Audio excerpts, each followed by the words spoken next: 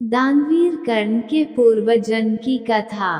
कर्ण का जन्म होना और जीवन भर यातनाएं भोगना भी उसके पूर्व जन्म का फल था।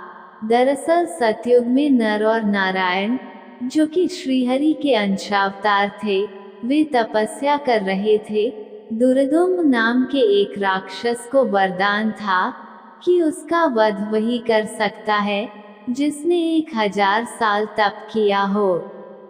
इसके साथ ही उसे सूर्य ने 100 कवच और दिव्य कुंडल का रक्षण दिया था। जो भी उसका एक कवच तोड़ता, उसकी भी मृत्यु हो जाती। इधर दुर्दुम्न के अत्याचार बढ़ गए, तो देवताओं ने श्रीहरि से बचाव की प्रार्थना की। उन्होंने सभी को नर नारायण के पास भेज दिया।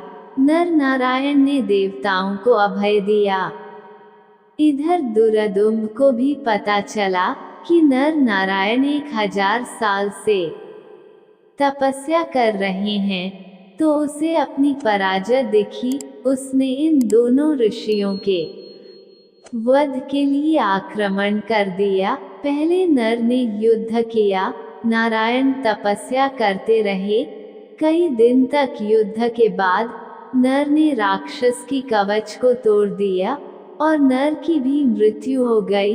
इस पर नारायण उठे और तपस्या के फल से नर को जीवित कर दिया। अब नर तपस्या करने लगे और नारायण युद्ध। नारायण ने दूसरा कवच तोड़ा तो उनकी भी मृत्यु हो गई, लेकिन उन्हें नर ने तप के फल से जीवित कर दिया।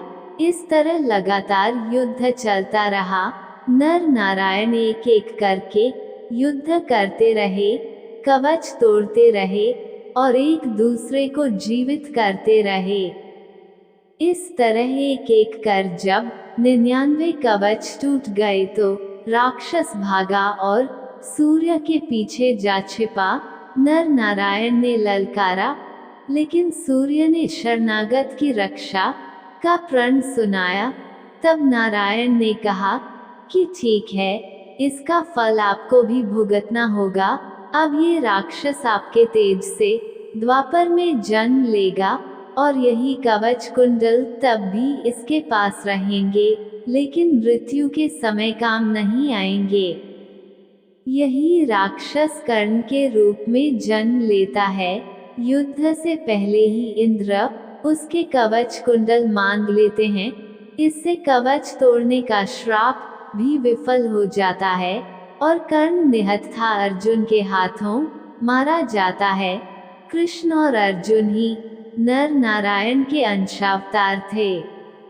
कथा अच्छी लगी हो तो मित्रों, हमारे चैनल को लाइक करें, कमेंट और सब्सक्राइब करें।